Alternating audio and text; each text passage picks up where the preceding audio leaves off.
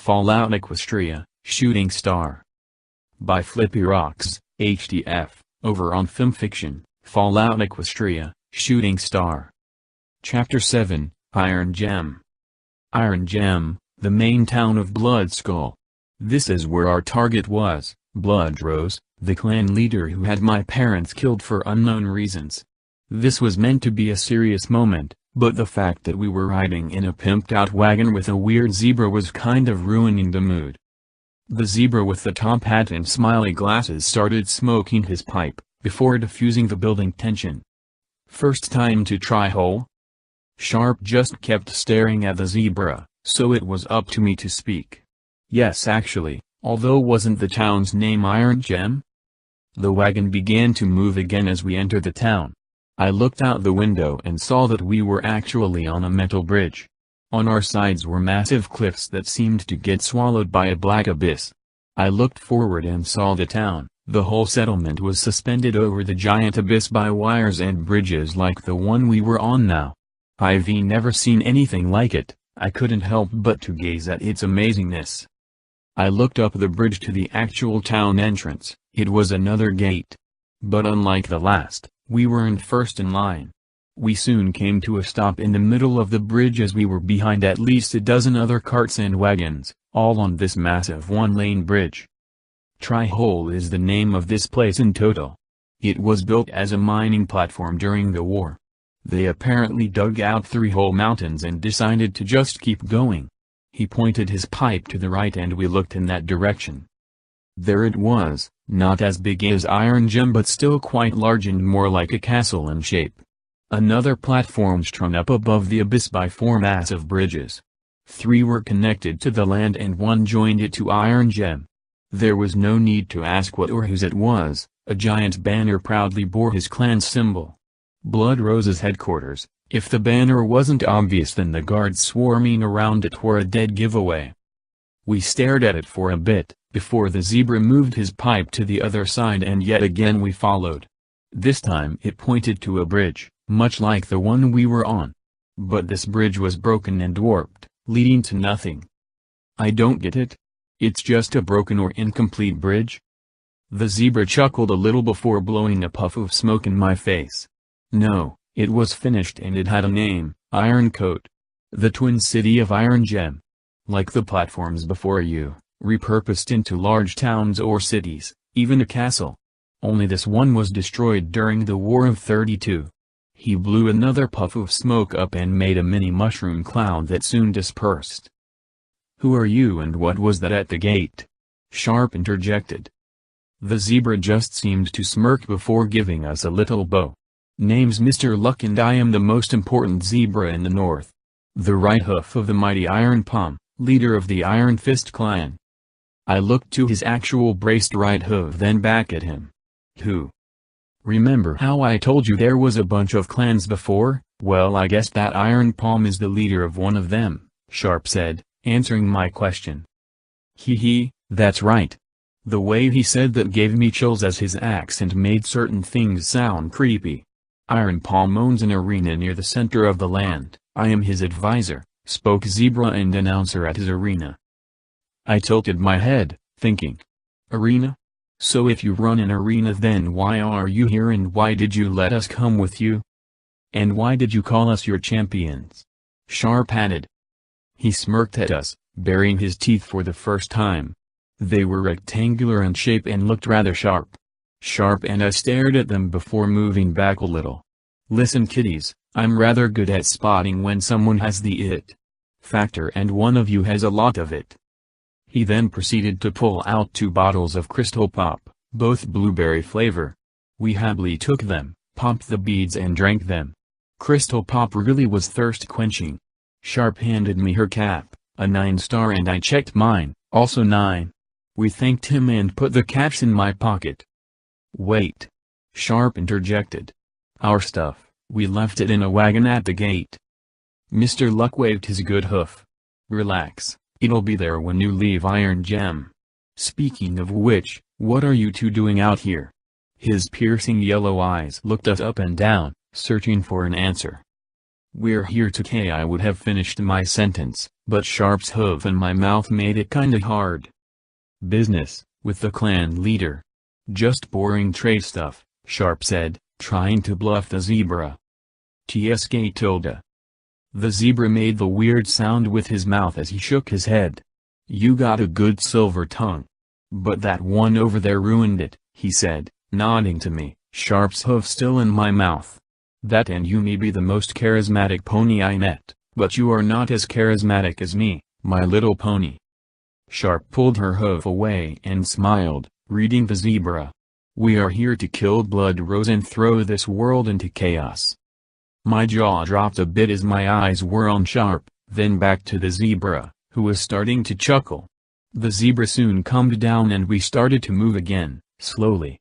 He was still smiling, but no words were spoken. "Chaos, you say? Just by looking at you, I can tell you above petty revenge for whatever Blood or his clan has done to you. No, you are a pony who has a reason and a plan." He put his pipe down and pulled out his pistol-type gun as we tensed. "Now, I should just kill you both and be on my way, business and whatnot. But I must be honest, you have caught my interest." The two of them stared each other down as I was seemingly forgotten. That was until the zebra turned the gun to me. I swallowed whatever spit I had and looked at him, trying to intimidate me. This was completely different to Twin Barrel. I could sense that he wasn't going to shoot me. But this zebra, I couldn't get a read on what he was going to do. He suddenly flicked his head and I flinched. He had opened the gun onto an empty chamber. "Relax, kid. If I wanted you dead then I would have just told the guard that the infamous Bluebird was at their gate." Even around a gun, his words were still devilishly charming. Neither Sharp nor me spoke, so he spoke for us. "If you want to look at my gun, simply ask." My jaw dropped a little as I didn't know what to say at first, so I just blurted out yes. I went to reach for it and even gripped it with my teeth when he stopped me with his good hoof. "But first, you must impress me." I tried to think of the most impressive thing I could do or say and it came to me. I scooched over to the side and pulled out one of my wings. He smirked as we looked at it. "You know, it's been a while since I actually looked at myself, but just by seeing my wing, I could see how I was changing. The burned off ends of some feathers from plasma. The bite mark from that ghoul. It was also filthy. My white feathers were dirty and even had some blood drops on them, both ghoul and other." He gave a light chuckle. "Impressive, a Pegasus. Here I thought the radio called you Bluebird because of that badge on your jacket." I slowly put away my wing, giving Sharp most of her space back. Yay, it was my dad's. I didn't feel too happy as I reminisced on the past, the very thing I said I'd try to stop doing. Straight shot, the stable pony junkie of the Immortals. "Yay, the stable, wait, what?" I began to say when his words hit me, and my sister. "Junkie?" Mr. Luck proceeded to pick up his pipe and slid his gun over to me with his hoof. I slowly picked it up as I was still a little stunned at what he had said. "Tell us what you know," Sharp demanded as I began to look over the gun. The gun, in fact, was smaller than a pistol and seemed to feature a smooth-bore barrel, a spark plug hammer that was connected to a small battery in the handle. By the looks of it, when the spark plug hit the metal pen it could complete an electrical line that would activate the ammo of the gun. It looked like the ammunition was plasmatic and disintegrated the casing upon firing. The gun chamber barrel focused quite a large amount of power. When I first saw this gun it was in perfect condition, but after firing once I could see that its condition had dropped considerably. By design or side effect this weapon didn't seem like it could handle more than 4 or 5 shots before breaking. This one also appeared to be a high-quality make, even being engraved and constructed out of high-quality material. So I assumed low or cheap variants would struggle to last more than 2 shots. They take 1/3 of a plasma cartridge. If you break one open carefully, you'll find that there are 3 mini plasma cells connected. They decided to make plasma cartridges because then you got 12 shots instead of just 4. The guns are called plasma locks and they are a post-war zebra invention from the zebra homelands. Mr. Luck's words were quite informative as I kept looking over this fascinating gun, and here I was afraid the only post-war guns were those crappy pipe weaponry. "Why did you call my dad a junkie?" Sharp repeated. Mr. Luck picked up his smoking pipe and began to smack his lips around it. "My dear, that is a long story. But seeing as we still have some time till we get into Iron Gem, I will tell you. Although I must mention it's usually much quicker to get across than this." I finally finished looking over the gun, so I put it down. "Why is it taking so long? Is it rush hour?" He gave an annoyed eye roll. "Well, Iron Gem was always Bloodskull's main trade hub. But over the past year or so its amount of trade has quadrupled. Blood Rose usually sold slaves and whatnot, but lately, they've been arming themselves. Buying up all of the ammo, armor and guns they can get their hooves and talons on." "Talons?" "Star, I want to hear about Dad's past. I must admit I am curious about that too, although also the present." "Fine." Mr. Luck cleared his throat and blew a puff of smoke. "During the early days of the War of 32, I was a part of one of the less favorable clans, a name which was forgotten to time and losses." "You forgot your own clan's name?" I interjected. "I chose to forget it, along with everyone who was in it. After it was destroyed, I became the last member of said clan." He coughed and continued his story. "Back then I was a simple chem dealer. One day I met a pony wearing that jacket and a stable suit. He was fresh out of his stable with nothing but a 10mm pistol and 8 rounds to protect himself. At the time he had no caps, so he traded me his stable jumpsuit for some dash and Med-X. Said he was going to try and earn some caps and needed it in case he did." "What stable was he from?" Sharp asked, curiously. "It wasn't a number like a normal stable, but in fact a letter X." He blew an X shape out of smoke. I didn't expect to see him again. But to my surprise, he made it somehow, even got a few caps. So in time, he bought more from me, but I was mainly a drug merchant. He began to buy more and more Med-X and Dash. Before he knew it, he was an addict and a regular. He was so much better than the other addicts, he survived, he had it. The cart jostled as we drove over something and I looked out the window and saw that we were entering the town. All the buildings were made out of metal welded and patched together with more metal.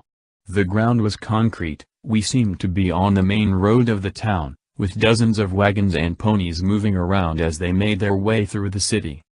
But one day he overdosed on some dash in front of me. Normally I'd have walked away, but besides being my best customer, he was also starting to make a name for himself. So I took him to the nearest doctor and left him there. Think the doc's name was Red Cross. Next thing I heard, he and the doctor joined forces to save Red Cross's childhood friend. The carriage came to a sudden halt as the driver announced, "We have arrived at the center of Iron Gem, sir." Before opening the door, I squinted at the light and sound as I realized how dark it was inside the carriage. I began to hop out when I stopped, but before I could ask my question Mr. Luck nudged me out. I turned to wait for my sister, but after she got up Mr. Luck placed a hove to stop her.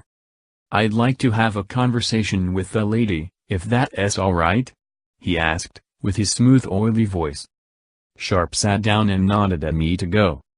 "Oh, and little birdie, as per your suicide quest, I recommend finding a pony by the name of Armor Wall. Look around the bars. And if you manage to survive your mission then feel free to come by my arena anytime. I can make you a gladiator and a star." I gave a light chuckle, barely audible over the noise. "Thanks, but I'm already a star." "I'll find you in the bar after I'm done here," Sharp said, as the doors closed and the carriage began to pull away. It looked like we were in some round warehouse. Wagons pulled by groups of ponies and Brahmin were being lowered down and raised up by huge elevators. The sound of ponies and Brahmin wagons full and empty, moving in and out, getting on and off the elevators as they were instructed by guards. I chose not to linger in this place and moved along with the crowd, soon finding myself outside the building. There I was, in one of the biggest, most crowded places I had ever seen. It was more active than Slave Town on the trading day and moved twice as fast. I struggled to move through the crowds of ponies and avoided the rushing carts. But in all that chaos I found myself surprised. There was a traffic light, stopping carts and letting ponies walk when it turned red.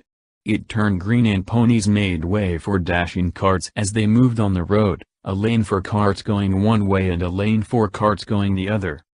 The roads and sidewalks then split at a four-way intersection. I was becoming disoriented and confused by all the motion, so I decided to try and move away from all the chaos. Soon I found myself in the massive market, dozens of ponies shouting and yelling, trying to get my attention and caps. I tried to move away, but the flow of the crowds kept pulling back towards the markets. I really wished I didn't need to hide my wing, otherwise I would fly to get away from this crowd. So I hoofed it to a less busy part of town. Eventually, I found a billboard with a map on it. The town, which was huge by the way, had multiple districts and even lower-level slums. But the bars were close by on the surface level. This place was more like a city. According to the map, it had a middle residential layer and a post-war third layer, which were the slums. I made my way into a designated elevator section and discovered that it too was a bar. It was at the edge of town, but in truth it was over the edge. Past an open gate and a few hooves out along what I assumed was the bridge to Iron Coat, or what remained of it. I could hear the sound of Blood Skull's radio playing from the bar. Showy and uplifting tones played, and thankfully the self-confident DJ wasn't on. There was a big neon sign that read 3 Stories Bar. It was clearly a post-war built building, but it seemed to be in good shape. I walked into the sound of laughter and music. There were dozens of ponies sitting around playing games and drinking multiple types of drinks together. I avoided them as I looked around, seeing what looked like guards looming on the second-floor balcony. They had a fully stocked bar, a stage where a band was playing and a few games going on. Neon tubes illuminated everything, as it even had slot machines and an indoor water fountain. All of that was on a smooth marble floor. The whole thing looked like what I imagined the old world must have been like when it was new. Even the tables were made of some polished see-through glass. The bar itself looked to be made out of glass, with a light, fully stocked booze wall behind it.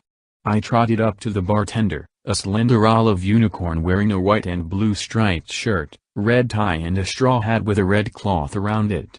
Although that wasn't the first thing that grabbed my attention, no. It was his red and white candy cane hair and handlebar mustache. "What'll ya have, fella?" "We got whiskey, apple cider, and even jackrabbit." He spoke fast and charmingly, overwhelming me with words and spunk.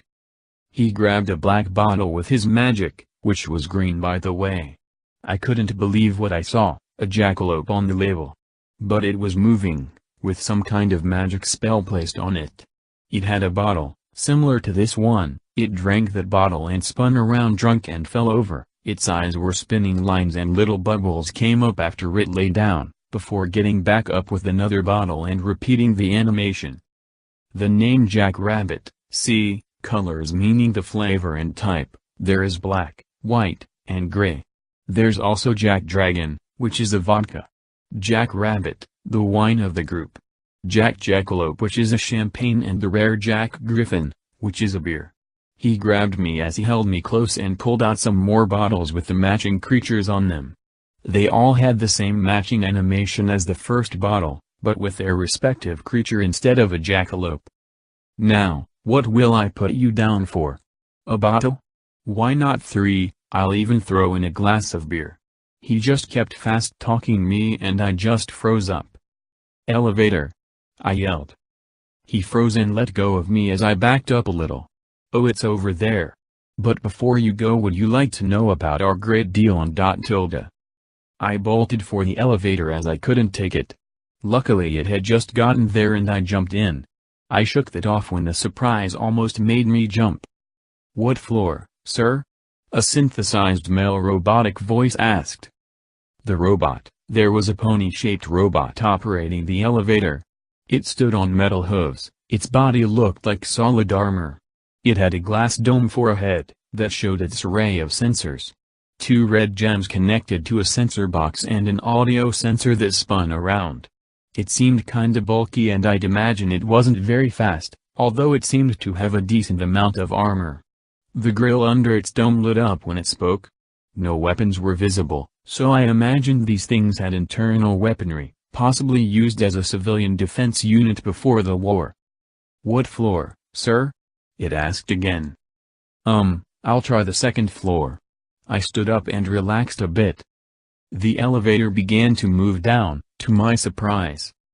I guess the floor numbers were reversed. Looking at the elevator, I'd say it was a repurposed supplies elevator. I could see past the grates as we were lowered down. I was a little confused until I saw we were on the third floor before. We arrived at the second floor. The elevator made a ding sound as we came to a stop. Second floor. Mid-quality booze and gambling. Residential area for top-sitters, the elevator robot pony said. "What are you?" I asked curiously. "I am a Mark II Ponatron built by Rob Rocco." I didn't take my eyes off the robot as I exited the elevator.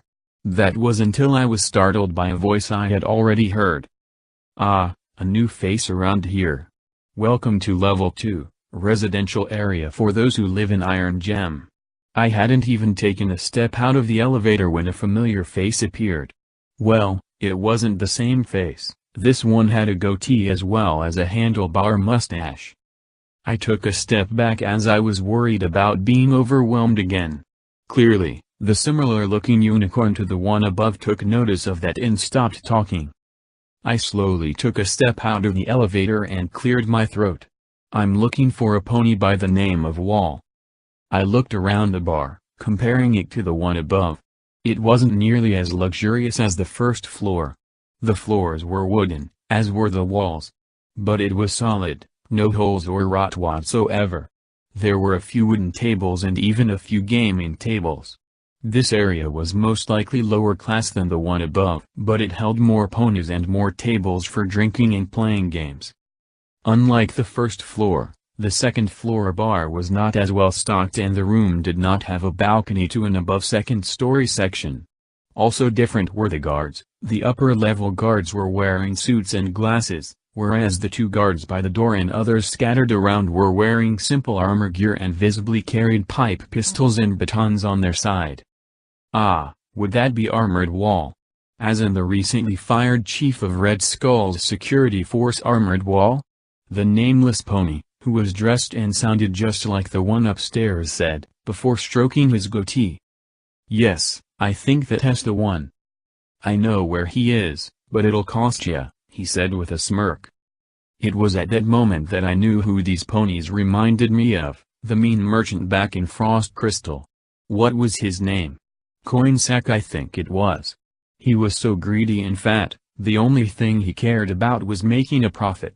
The owners of this bar, casino were no different. Even if they did do it using fancy machines and their oily tongues instead of a demand.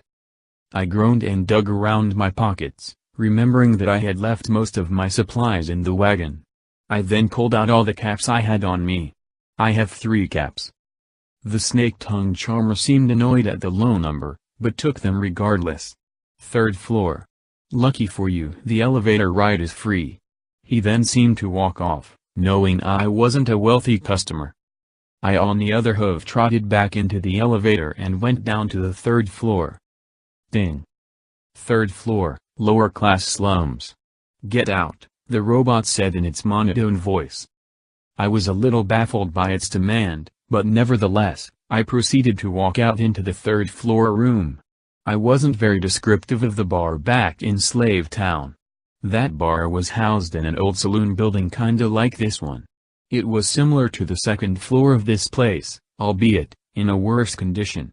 Well, the third floor was kind of like that, but even worse. I walked on old misfitting wooden floor planks. They creaked and moaned as some even appeared to be broken as others had holes in them. There were bits of sheet metal nailed and tied in spots to provide extra support, even if they seemed to be more rust than metal. But despite them, I could still easily see through the floor into the abyss below. The walls weren't much better, or thicker. Unfortunately, most of the rotten and damaged tables seemed to be broken. I didn't see one working chair or solid pillow. The Patriots of the bar seemed to be in even worse condition. They looked like they were starved and dying of thirst, despite being in a bar. I swear there was a dead pony in the corner and what looked like sleeping ponies atop a few tables. Most of them were, in fact, drinking or gambling though, acceptant of their condition. Over at the bar was another pony identical to the two above in appearance, except for the fact that he had no facial hair at all. He was cleaning a dirty glass with a rag, paying no attention to me. Behind him was level 3's drinking wall. More broken bottles than whole ones, filled with the cheapest booze Caps could buy, including a few jugs full of water. One seemed like it was scooped straight from an irradiated river, all murky and dirty, things seemed to be floating in it. Another was crystal clear, no signs of dirt or contamination, pure water. Water, something to quench your thirst. That was one of, if not, the most important things in the wasteland. You will die within a few days if you don't have water. But with food, it tends to take much longer. Whenever Dad would go into town to buy supplies, he'd always spend most of our caps on bottles of purified water. Now, living in a frozen tundra, you'd expect water wouldn't be an issue. Well, you'd be wrong. Melting ice and snow into water takes a lot of time and energy, doing so with one's own body. By say, ingesting snow would in fact help cause dehydration. That's because it would require more energy to melt than it would return. The other problem was the fact that snow wasn't high in something Dad called minerals. When making water from snow, Mom would always add bottled water and sometimes some other stuff. Another problem was the high demand for water. Right now it was the middle of the summer cycle, so the weather was as warm as it was going to get. It was the main reason why a few, Sharp included, walked around without snow gear. But come winter, the temperature drops to freezing levels. When you wear full winter gear, you tend to be fairly hot and sweaty. That in any task tends to be harder and require more energy. This, in turn, makes you hungrier and thirstier faster. I stared at the water, knowing it must have looked like gold to these ponies. Then I noticed why they simply didn't rush over and take it. On the roof were small turrets, similar to those in the Stable Tech building. But those weren't shooting plasma bolts that burned and evaporated. Looking at the holes in the floor, it seemed that these were probably bullet holes, meaning these turrets fired ballistic rounds, using some caliber of bullet. I looked around and saw there were 4 turrets, one near the elevator, 2 at the bar and 1 near the door. That would explain the lack of guards. I trotted up to the bar, the turrets taking notice and aim. I stopped as I saw their red targeting gems focus on me. The bartender looked up at me. "What do you want?" Unlike the other two, he didn't bother with any smooth talking, he actually seemed annoyed. "I paid a pony upstairs to tell me where I could find armored wall," I said, not taking my eyes off the turrets. The bartender pony sighed and did something with his magic, turning the red targeting gems green. "Blim or Blam, one of my brothers. My name's Blam by the way. I'm one of the famous Blim, Blam, Blam brothers." He still seemed disinterested in me, but at least he noticed me. "Right. So where can I find armored wall?" I nodded a little, obviously never hearing of these brothers before. "I have level 3 shifts." "So boring, no caps down here," he mumbled. "He is the fella currently passed out on that table over there." He gestured to a pony at a table before going back to cleaning glasses. "Thanks." I trotted over to the pony and sat opposite to him. His mane was a long straight mess of cobalt blue that was all over his face. He had large gray hooves with a veil of fur draping over them. His coat was a dark orangey rust color and his flank sported an iron wall cutie mark. But besides the ugly color palette, the first thing I noticed about the Earth Pony Stallion was the fact that he was rather huge. Unfortunately, he was out cold and waking someone was rude. That and I didn't want to anger a pony that looked like he could turn me into a pancake with a single hoof, also it has bad luck to wake a drunk person. So I slumped over the table and began to wait. I contemplated asking the bartender for a story or two but assumed he'd try to charge me for it. so I let my mind wander, remembering to avoid self-hating. My mind just kept going back to a few events. One being the post office, Dark Star, the numbered letter found on Silent Times, and how I didn't really know what happened. Another was the illusion of candy, and the last was what Mr. Luck had said, about Dad being a drug addict. Out of those three, candy was the strongest, but I chose the info Mr. Luck provided. After thinking about it, it really didn't matter anymore. It was in the past. It wouldn't change how I felt about him or what an amazing father he was. As for the post office, that is just something I hope to remember in time. Even if I don't really want to remember it. Dark Star had changed after I took Nightmare, so I wasn't sure if taking more was a good idea. Although I knew it was Nightmare's power that saved me at the post office. Even now I could feel him, but he seemed to want to be quiet, instead of before when he kept trying to bring up topics. Another thing I wasn't sure about was whether or not the fight with Silent Times was right or not. During the fight Dark Star and I felt like one being, we felt whole. It felt really good, but I am not sure I like that version of me. The way we fought and acted, it scared me afterwards. But what I was really scared of was how others would think of me after seeing that. I probably should refrain from doing whatever that was during that fight. I sighed and rolled my shoulder as I stared at the snoring armored wall, wondering if he could really help us.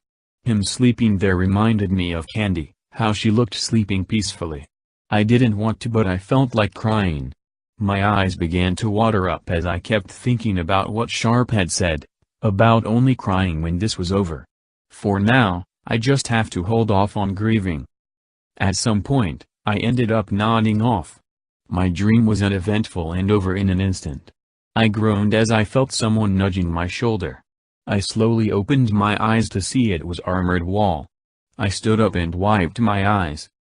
"Are you?" He gripped his head and groaned as he pushed a hoof to my mouth. I could see his tired face and his seemingly blank emerald green eyes. "No talking, hangover, heading home, follow me," he blurted out as he began to walk out the door.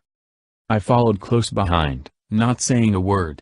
As we trotted along I got a good look at the slums. This place was built on the underside of Iron Gem. It was literally made out of hanging wooden beams and scrap metal. Everything creaked and groaned as we trotted along. Ponies slept wherever and huddled together near burning barrel fires. As for the housing, that too was scrap.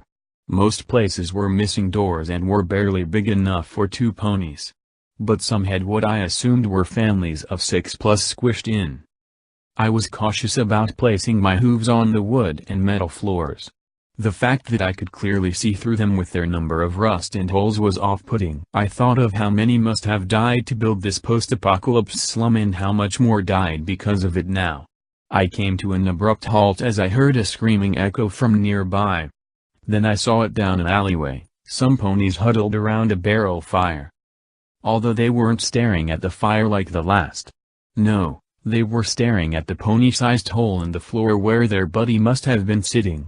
At that moment I was very grateful to have wings, even if they were the cause to which I was discriminated against. I looked ahead to see Armored Wall had paid no mind to the unfortunate pony and he had kept walking. I quickly and carefully ran to him, to catch up. "What is this place?" He groaned and shushed me when I asked, clearly suffering from a hangover. "No talking." We eventually got to a little hanging shack on the edge of the slums. It appeared to be much larger than a lot of the other homes down here. It was made out of sheet metal with no holes and even had a door. He unlocked the door and we trotted in. There was a table, a turned-off radio, a carpet, a few shelves and a mattress all in this large room. The floor didn't creak or groan as it appeared to be much more sturdy than the rest of the slums. Armored Wall proceeded to pass out drunk onto the only mattress in the house. So I was left there with nothing to do. Not wanting to be rude, I took a seat at the table and got comfy. I was starting to get a little worried about Sharp, but she was a big girl, so I was sure she was fine. Either way, I decided to get some rest. Despite the fact that thanks to all the times I've passed out, I was probably rested up enough. Knock, knock, knock. The sound of someone at the door awoke me from my uneventful slumber. I groaned and sat up, wiping some drool off my face and stretching my wings. It was then that I recalled that I went to sleep in a stranger's home. I looked over to the bed to see it was empty. Huh. Interesting.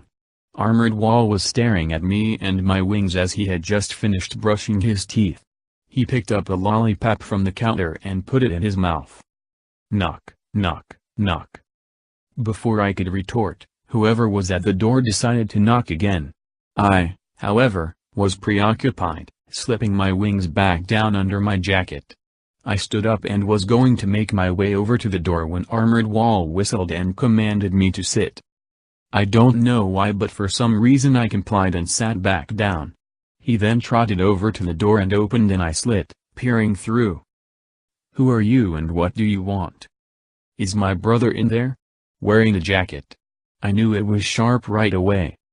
I chose not to say anything, wanting to know how Armored Wall would react. To my surprise, he unlocked and opened the door. "Hey, sis." "Hey, Star." Sharp trotted in as Armored Wall closed the door behind her.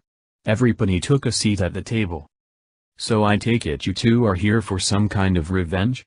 Armored Wall asked as he made himself comfortable. His voice sounded tired and even his body movements seemed kinda slow. "Yay, pretty much." Armored Wall sighed as it seemed like he knew this was coming. "So him I understand, being a Pegasus and all. What about you, little girl? How did he know about your wings? What have you told him?" Sharp asked, glaring at me. "Nothing, he saw them when I woke up." "But how did you know we wanted revenge?" Armored Wall chuckled a little. "The chief of security for Blood Rose gets fired. I know I've made a lot of enemies in my line of work. If I had to guess, I'd say escaped Blood Skull Pegasus and his big sister." "No, actually Star and I are. I'm the older brother. By 4 years." I interjected, interrupting Sharp. "But you look so small, even for a Pegasus," Armored Wall replied. "That's beside the point," I said as I crossed my hooves in frustration. "So you're not a Blood Skull Pegasus?" "No, I don't even know what that is." "Oh, well, would you like me to explain?" Sharp sighed heavily as she shook her head in annoyance. "He won't pay attention until you do." I smiled. "Thank you." A Blood Skull Pegasus is a Pegasus slave that the Blood Skull clan has bought for the sole purpose of flight of transport, either for the leader or for the 99. These Pegasi are trained and beaten to do as they're told. They have their wings and faces dyed red to make them as clan property. A while ago one of these Pegasi escaped, and being as it was part of my job to prevent that, I assumed you were that Pegasus and that you had come for revenge. We're getting off topic. We need your help. We want to kill Blood Rose." Armored Wall didn't even flinch. He just rolled his lollipop around his mouth a bit before speaking. "A lot of parents want revenge against Blood Rose for what he did to their kids. A lot of kids want revenge for what he did to their parents. I don't think there is anyone in this frozen hell who could actually pull it off. Then again, I was the main reason for them not being able to." "So you'll help us?" I asked optimistically. "No," he replied as he laid his head on the table. "No?" Sharp said, questioningly. "Why not?" Armored Wall looked over to me with his tired eyes. "Prove to me you are worth helping, then I'll help you." He then closed his eyes and fell asleep before we could even reply. I groaned quietly. Sharp got up and tapped my shoulder to follow. We left the small house and closed the door behind us. "Can't we just request a meeting with Blood Rose, shoot him in the face and fly away?" I asked, getting annoyed with all these subtasks. I could list a dozen reasons why that wouldn't work. What we need is something that'll warrant Blood Rose meeting us, or at least letting us in the door. Like a tank. I'm good at fixing things, but I think a tank is a bit out of my skill level. What we need is power armor. What's power armor? Sharp gave me a genuine look of concern. Seriously? Dad taught us about amazing post-war technology and you didn't pay attention? I often slept through those classes, Sometimes I just paint eyes on my eyelids. Sharp groaned in annoyance and started trotting. Hey, sis, where were you last night? Remembering she only found me in the morning, afraid she spent a night with Mr. Luck. My mind tried to go to a bad thought of Mr. Luck getting lucky, but I eminently shut that down. Oh, well, I chatted with the zebra for a bit. He told me he had a business meeting with Bloodrose, offered me a well-paid job after all this. Also told me if we wanted a meeting with Bloodrose in person, then we'd need to show up with something that would impress him. After that, he went off to his meeting and he gave me the keys to his apartment at a high-class hotel. I took a warm shower and came looking for you in the morning. Oh, what about the room? I asked, a little envious of the idea of a warm shower. He rented it for the week, but left right after his meeting was done. I followed behind. I was still curious about what power armor was. Was it armor with weird rare effects? Did it give you superpowers? I thought about what power I would want. Maybe the power to stretch like rubber or the ability to eat and spit fire like a dragon. No, power armor does not give you superpowers, and I'm not telling you what it is. With the mood killed, we just walked in silence, eventually getting back to the bar, which oddly enough was empty, except for the bartender. We did our best to avoid Blom, maybe Blam. Whatever his name was. We got back into the elevator and as usual, the robot would ask what floor. Top floor, 100 caps. Second floor 75 caps. I scrunched up my face. What? Oh, for the love! Sharp was cut off by that ever so annoying candy cane man stallion. Got a problem, folks? He asked in his cheerful and up-toned voice. The turrets above him now pointing at us. We want to go back to the top floor. Ah, yes, well, that'll just be a simple fee of 100 caps, each. I looked over to Sharp, who was clearly annoyed. She shook her head as we didn't have enough. Well, I could always interest you in a drink instead. Just 2 caps for an unfiltered glass of water. 10 caps for a filtered glass. Medicine varies depending on what you want. I got Radaway for 20, Happy for 15 and... Stop! Sharp yelled, to the owner's annoyance. Isn't there another way? Why, of course, you can do grunt work for the Underworld Caravan Service, in which you must perform a run from Iron Gem to the city of Metlakis and back. If you survive, then you are free and allowed on an upper floor. But I couldn't possibly list all its dangers, it would take far too long.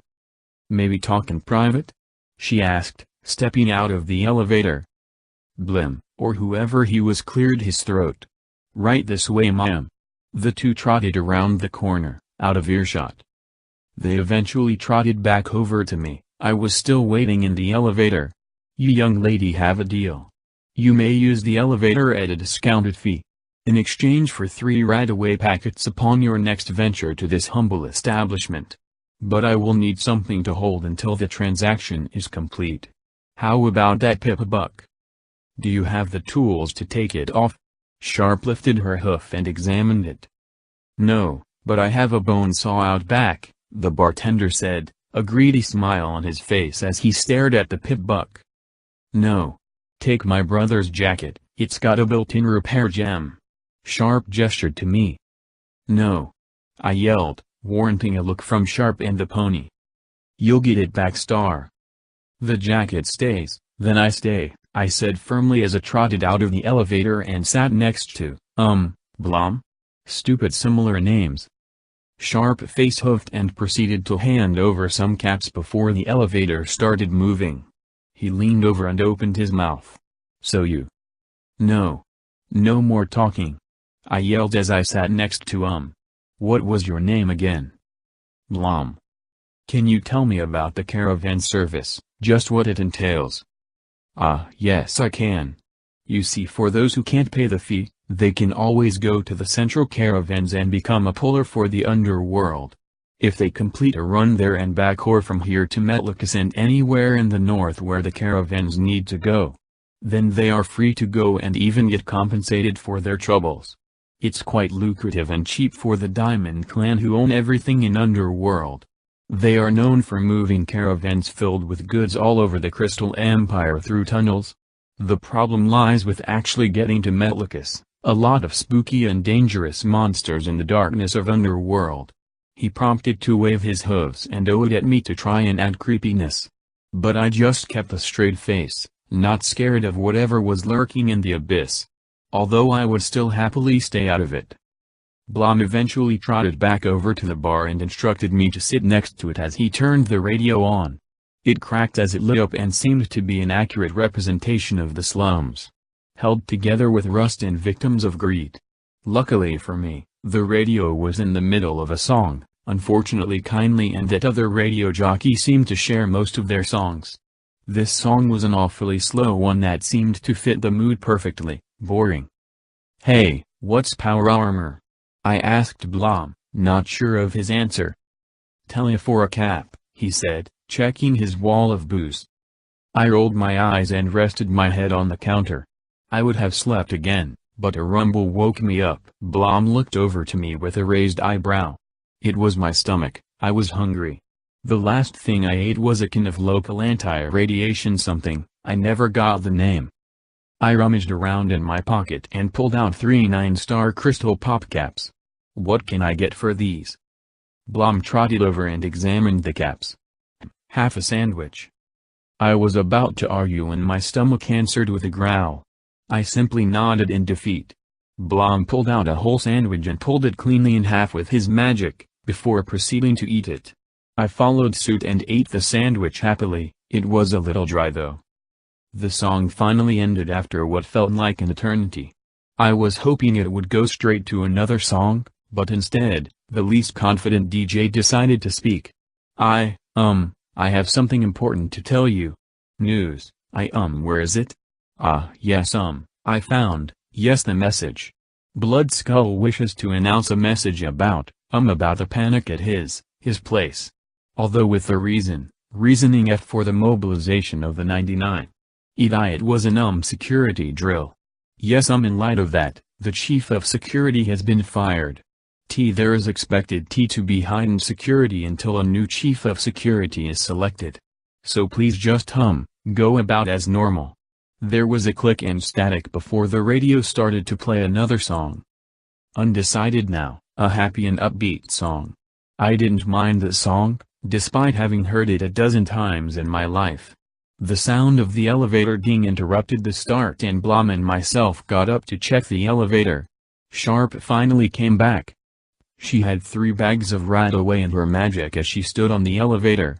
We stood opposite her as the doors opened and she floated over the 3 bags to Blom. He took them in his magic and I began to walk towards the elevator. But before I could, he gestured for me to stop with his hoof. "Change of plans," Blom said as the 2 elevator turrets turned to us, one focused on Sharp and the other on me. "I brought you the Radaway. What more do you want?" "Your brother. He's that wanted Pegasus who caused a fuss in Slave Town. He's worth a lot more than 3 packs of Radaway." I thought of our options, but with turrets over our heads, that was kind of hard. I looked to Sharp, a little worried that I'd go back into slavery. Sharp looked annoyed, but she was also thinking of a plan. She had to be. "So you plan to turn in my brother for the 1,000 cap reward?" Blom chuckled a little. Yes I do." "What if I could offer you something much more valuable?" "Not interested." Blom's horn glowed and the elevator robot beeped. Joke program activated. A neutron buys a drink at the bar, he asks, "How much?" And the barkeep says, "For you, no charge." No laughter, not funny. "What's a neutron?" I asked, confused by the science joke. "Stupid thing is buggy, activate the D." There was a click. Suddenly the floor of the elevator dropped open. Sharp. Before she even started to fall, Sharp veiled herself in her magic. She floated above the gaping hole into the abyss. But it was clear to see that this feat was not easy for her to do or maintain.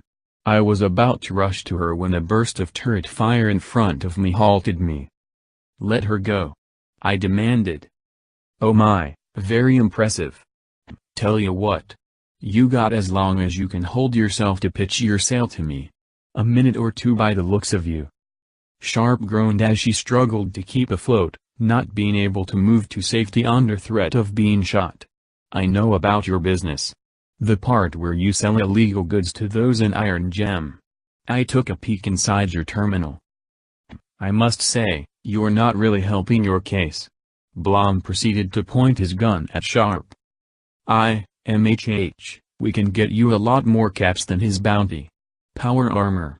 Sharp began to bob a bit. Power armor is worth 700 plus caps. Not exactly 1,000 on the bounty. Besides, I doubt you actually have power armor. I know, but that's not where all the extra caps are going to come in. Mr. Luck of the Iron Fist clan offered me a position in his ranks. Offered to pay me 3,000 caps up front and 500 a month with commission. But I have to get a meeting with Blood Rose first. Sharp's magic began to waver, she couldn't hold on much longer. I'll need to check to see if your story pans out. Blom chuckled to himself before the elevator floor swung closed. The robot was still there, probably welded to the floor panel. With a groan, Sharp dissipated her magic field and fell onto the floor of the elevator. Blom gestured for me to go to her and I did. She was sweating and panting as she rested there. I gave Blom an angry look, but he still had us at gunpoint, so there wasn't anything I could do. If your story checks out and you really could be one of Mr. Luck's ponies, then we'll be able to do some great business together. Author's note. Last update, July 19, 2017. Hey there, thanks for reading. Sorry it took so long to get out, just life and stuff. Everfree Pony and Noble Plus Balance did an awesome job to make this readable. You guys are the best.